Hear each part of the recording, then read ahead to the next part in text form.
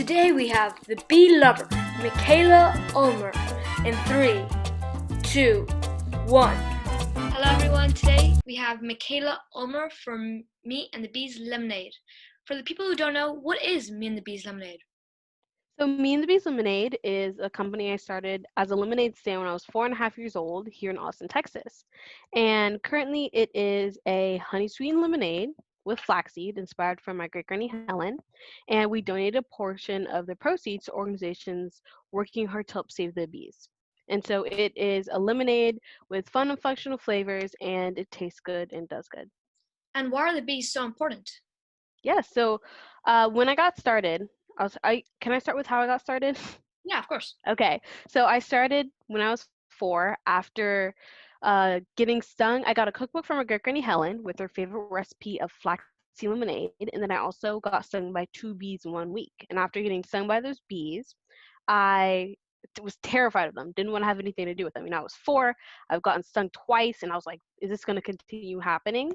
And so I just didn't want to have anything to do with the bees. And so my parents actually encouraged me to do some research. So they said, before you determine that you're going to be afraid of them the rest of your life, why don't you look them up or read a little book? And so I read a couple picture books and watched some animated videos, and I learned that bees are incredibly important pollinators and that they're also dying at an alarming rate. So that is why I decided to start a lemonade stand. I wanted to help save them, and then I also had an amazing recipe for my Garrett Kitty Helen, and that is pretty much how I started, with one stand selling at Acton Children's Business Fair and Austin Lemonade Day. And what reason are the bees dying? So, bees are, as you may have heard, an incredibly important part of our ecosystem. And it's not just honeybees. There's over 20,000 species of bees, and specific ones of those, like the rusty patch bumblebees, are being put on the endangered list. And so, what a lot of people don't realize is that bees are one of the main sources of our food supply. They pollinate 1 out of every 3 bites of the food we eat here in America. They contribute over $16 billion to the US agricultural economy a year. So they're pretty important. Farmers rely on the bees to keep their crops growing, flourishing, and pollinated. And so, unfortunately, due to things like increase of pesticide use, then there's also the loss of their habitat. So bees are having less biodiverse flower sources to collect food from. And then there's also been an increase in parasite infestations of the hives. So there's multiple reasons why the bees are dying. It's not just one simple thing. There's a lot of factors that's going into this thing called CCD, which stands for colony collapse disorder. And beekeepers, at least in America, have reported a 40% loss in their hives over the past year alone. So it is kind of this downslope of bee populations. What do you recommend that people who are just sitting at home right now do to save the bees? So at home, what you guys can do is you can increase the amount of bee-friendly flowers, pollinator-friendly flowers in your garden. So instead of just having one plain lawn that doesn't provide any habitat or food source for the bees, add some purple cone flowers, some sunflowers, lavender, rosemary, whatever in your area is pollinated by bees, butterflies, and other insects. Another thing that you can do is you can not spray. So no herbicides, pesticides on those plants so that the bees can actually safely get their food. That's very important as well.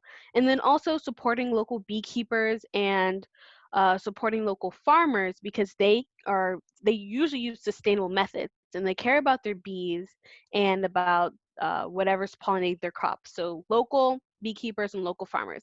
I at Me and the Bees do is I've always donated 10% of the profits that we make from the lemonade.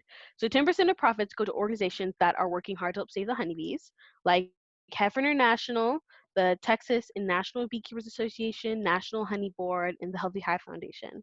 And so the Healthy Hive Foundation is actually a nonprofit that I've started, and that's sole purpose is to help save the bees through research, education, and protection. And how did you get your products into these stores? Yes, so there's a pretty big jump. There's a jump from going and being from selling my lemonade twice and 3 times a year at the local fairs like Acton Children's Business Fair and Lemonade Day. And then I'm suddenly in like hundreds of Whole Foods and other chains. And so there was a lot of time and work that went into that. We've gotten to our first store when I was around 8. And so what happened was I was pretty used to just selling my product out of my stand. I liked it. I got to earn some money and give, save, and spend, which is a very important thing to do with whether it's birthday money or money from a stand. I learned how to give, save, and spend, and I really enjoyed running out of my stand. With my family, we went to a local Austin pizza shop, and the owner of the shop recognized me because I wore this very distinguishable bee costume anytime I sold out of my stand, which was my mom's idea for marketing. But I had this bee costume, and he recognized me when I was getting my pizza, and he said, "Hey, you're the lemonade girl. If you can figure out a way to bottle your product, we'd like to carry it in our store." So I was like, "Dad, can we figure out how to bottle the product? How can we get a label? What do we need to do?" So, of course, as an 8-year-old, I was like, I was in one store. I want to be able to save the bees all year round. I want to grow and scale my company and grow into more stores. And so that is when I had to begin, rolling out rolling to having my parents drive me out to all the local Austin restaurants and shops and retailers, and I would pitch my company. So I'd give them samples so they could sip on the lemonade. While hearing my story, I'd go out on hot days of the year, and I would just tell them how I got started and why this is a good product for your shop. And what happened is through word of mouth, more local Austin stores heard about my product and were actually calling me to pick it up. So going out pitching your product definitely works and is very important if you're wanting to go into retail stores. You were 8 years old when you first started getting into stores. hmm I find it impossible that an 8-year-old knows how to license a product, how to get patented, and then how to bottle it. How did you do that? My parents were super duper helpful in that. Um, honestly, the licensing process, the paperwork, finding a co-packer, that was me just saying, "Hey, mom, dad, can you do this? Like, how do I do this?" And so they said, "Yeah, we're gonna figure out how to license it. We're gonna get you the name trademarked. Here, you can help us design a logo. You can post on social media for marketing." But yes, it is really hard for an 8-year-old to, do that paperwork. So it's very important to have parents who encourage you and who can teach and mentor you along the way. Now, it's also important not to have your parents do the entire thing for you because that's not being a kid entrepreneur. That's just, marketing a product that your parents created. So it's your company. You still have to, make decisions, but you also need it's really important to have a team. And so for me, that was my family. My mom was chief marketing bee, dad was chief finance bee, and my brother was my number one sales rep. And so it's a family run business, and we're still growing today. When you're first starting a company, you don't know where to actually get things made or how to get bottled. Yes, so it depends on your location. For me in Austin is a huge supporter of local companies. So small businesses, they're super enthusiastic about, and also local businesses that were founded in Austin and in Texas. So we had some great resources online for explaining what the difference between a commercial kitchen was and a co-packer, and which one should you choose. So for us, there was a salad dressing production facility that was 10 minutes away from our house. They did really small scale batches, so small enough for us to produce our product in. And we could rent out the facility for a day, and then also the people working there, they could produce the product and package it, do the whole process, and then we'd store all the lemonade in a cooler for when we needed to go and deliver it. You go from like producing your lemonade into like 15-gallon tanks to 2,000-gallon tanks over time. And so you gradually graduate to different co-packers. And how did you handle rejection? Now there's sometimes when you're like trying to sell out of a stand and people are like, "Oh, I don't know," and then you have to sell it. Like it's not a hard no already. But when someone gives you a hard no, you got to figure out, okay, why was this a no? Was the product too expensive? Did they not like the flavors? Sometimes it's important to ask, like, why, like what could I change or improve upon. But failure and getting no's is a common part of running a company. And I remember that I used to be afraid of, going and telling people, come try my lemonade, me and the Bees Lemonade, come try it, come stop by, because I was afraid of people saying no, and then there'd be that like awkward silence as I continue walking. But you got to get out your shell, you got to try new things, and no is something that you can definitely overcome. You just keep on getting those no's until you get a yes. And that's been the case for finding investors, for selling and pitching to new stores. You got to get that yes. And I heard someone gave you, it was a family recipe, right? Yes. So my great granny Helen, she was a chef. My dad's grandmother would always send us lots of recipes and cookbooks and things like that. And so she sent us a woman's cookbook from like the 1940s, and she had written in one of her recipes for flaxseed lemonade, and she was like, yeah, you should try this. She sent it to us in the mail, and we didn't really know what to do with it. We tried the lemonade, it tasted great, but it wasn't until I got stung by those bees and I learned that bees made honey that I was like, what if I make a lemonade flavor? Because for me, I know that a lot of parents don't want their kids drinking this is something that's popular in the market: healthy beverages, no high fructose corn syrup, no artificial colors, flavors, and sweeteners. And so as a kid, I was like, hey, my parents don't want me drinking that. What if I make a product? I identified a need. What if I make a product that helps solve that? Does that make your product a lot more expensive? So what makes our product more expensive is the high quality ingredients and the honey. And so that was something that I had to work with when I was just starting, because I like made a budget. My dad walked me through the steps of making a budget, and I can actually like send you a visual which will make it a lot clearer. But the 5 steps to making a budget is to estimate your income, list your expenses, subtract your expenses from your income. That gives you a profit or a loss.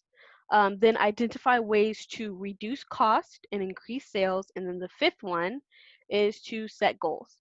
And so for me, I had listed all my expenses, and the honey was very expensive, especially getting local honey. That is a really expensive ingredient because it's high quality. One bee makes a 12th of a teaspoon of honey in its lifetime. So honey is a pretty high quality ingredient.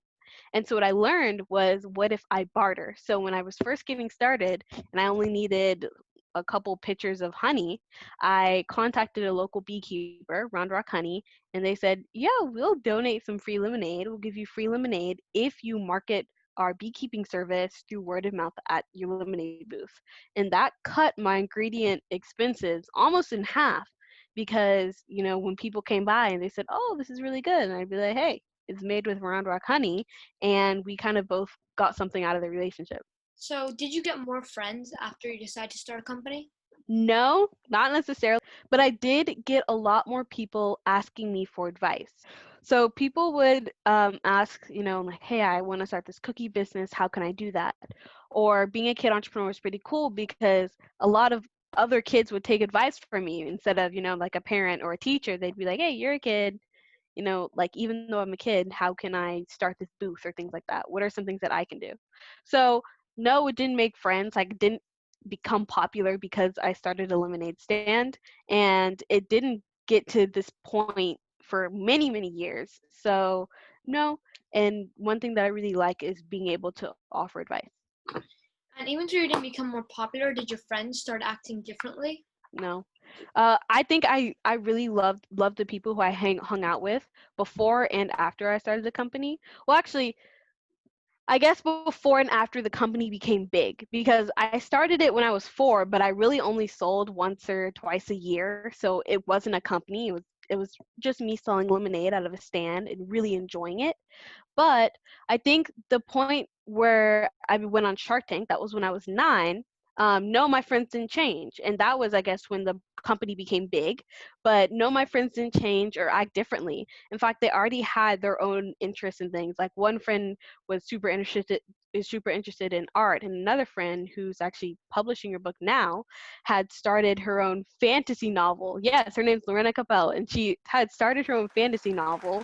A lot of it is rewritten from the time when she was in middle school, but she did like come up with the characters then and kind of just started a Google Doc and started writing a book. Well, that's pretty cool. So you have your And that's crazy. all kid entrepreneurs. Um, and what round of funding have you received? So we've received multiple rounds of funding.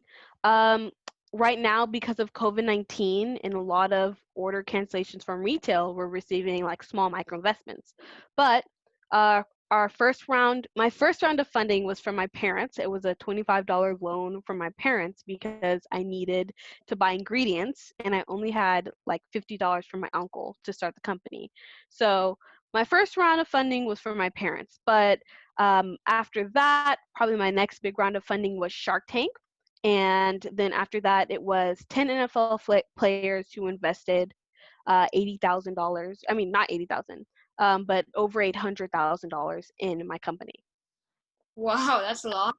Yes, and it was necessary because we were transitioning to a larger co-packer. We needed to increase our team because there wasn't a large enough team to run the company and there wasn't a large enough team to go out into stores and make sure that the product was pulled to the front of the shelves.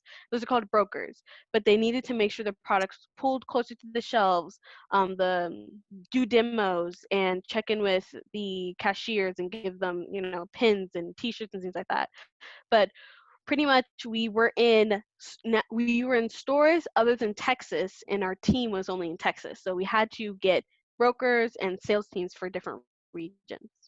How did you get used to these new materials?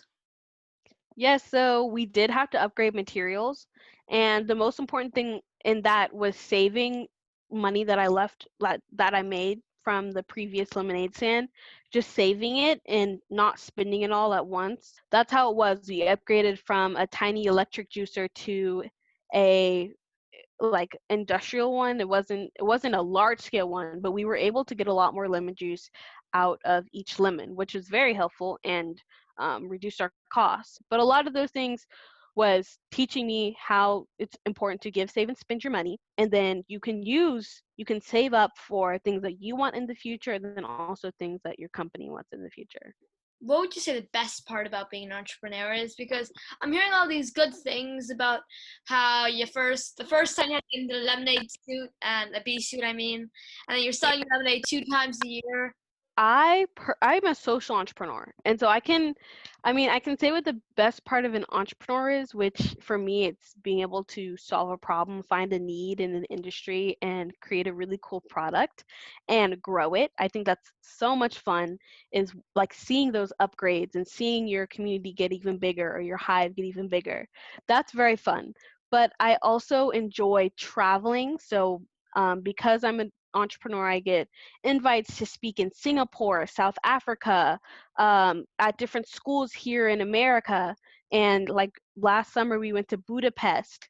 And so that's very fun because not only do I get to go and share my story, but I also get to have like a little vacation and meet new people from different cultures. Being a social entrepreneur is very important because it's a bigger motivation and you have like a cause. So for me, it's saving the bees and encouraging youth entrepreneurship and honestly entrepreneurship as a whole. So I get to connect with people, with beekeepers. I get to connect with other kid entrepreneurs, and I get to see that I'm doing good in the world and also see the effect that my company has had. Right now, I heard you're getting a book. When is it coming out, and where can we get it? That book. So my book is going to be actually. I'm going to go grab it. Why not? Product placement. You've already written this book? Oh All my! done in paper, baby. Yes, I am in the process of publishing my book right here, Be Fearless, Dream Like a Kid.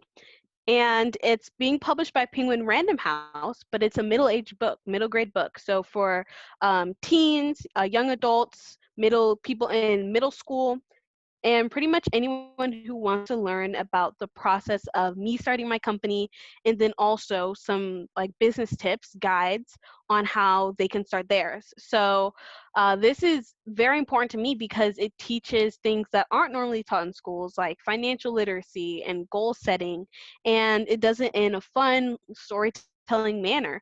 So yep, my book is going to be coming out August 18th and being published by Penguin Random House, and pre-orders are available now. Has any First of all, that's amazing. Like you're 14 already and you already were like a buck. 15. I'm 15, and thank you so much. And second of all, is there anyone who inspired you to like write a book, start a company, do all these amazing things?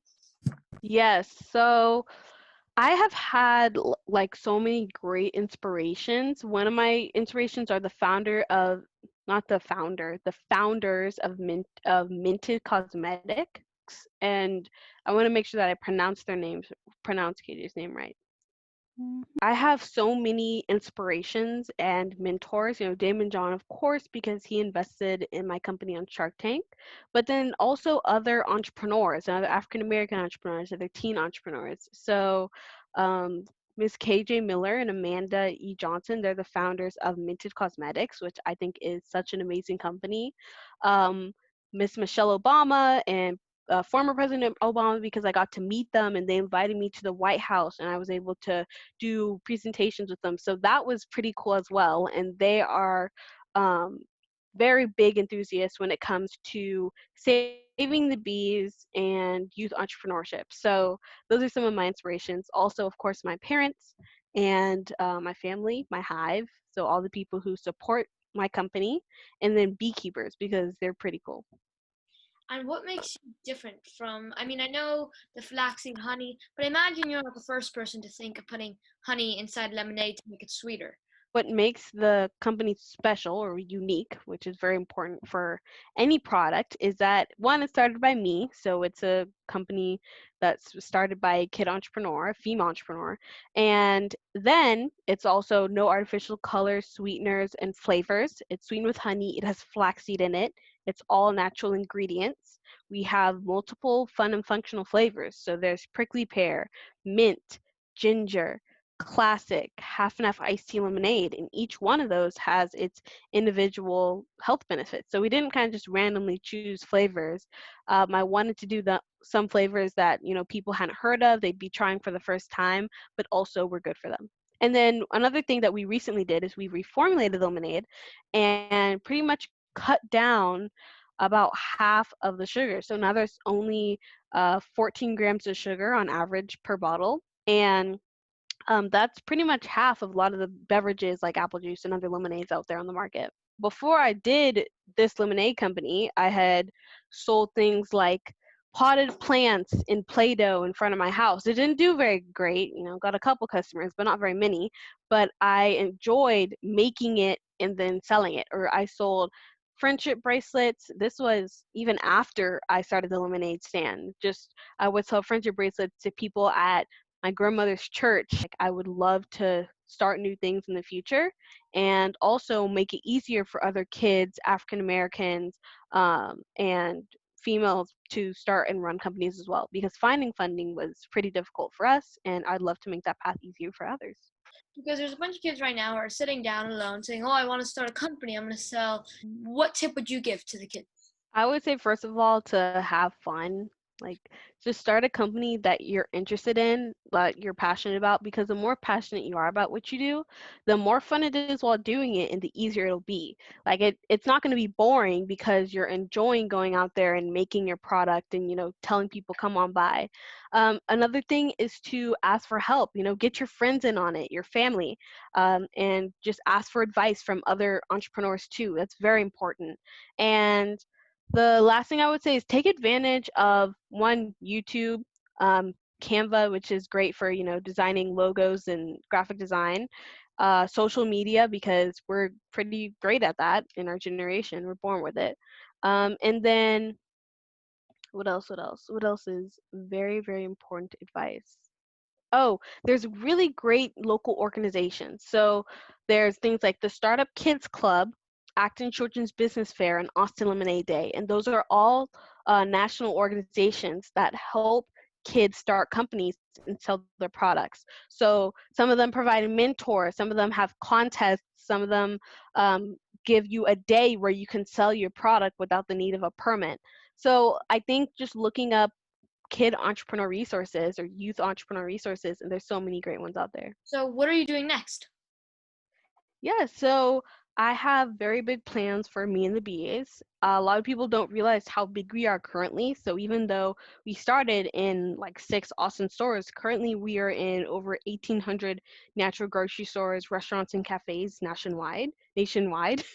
And those are including Whole Foods, Fresh Market, World Market, Wegmans. My goal is to make it, accessible in each state, make it so that anybody can go to their like local grocery store and pick up a product. So HEB was our most recent endeavor, and so we rolled out into 380 HEB locations in Texas, and that went so well. So they're currently asking to not only do the classic flavor, but to do all 4 flavors as well. I'd love to, create more flavors of the lemonade, go completely national. So go national with each chain that we're in, Kroger, Whole Foods, HEB, etc.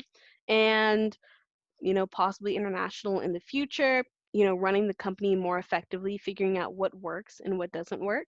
And e-commerce is definitely something that I'm working on. So we have a new product called Me and the Bees lip balms, and just getting the hang of e-commerce is pretty important because that's, an emerging market. During COVID, that could be a way for us to create more income because most people aren't going into, retail stores and commodity things like that.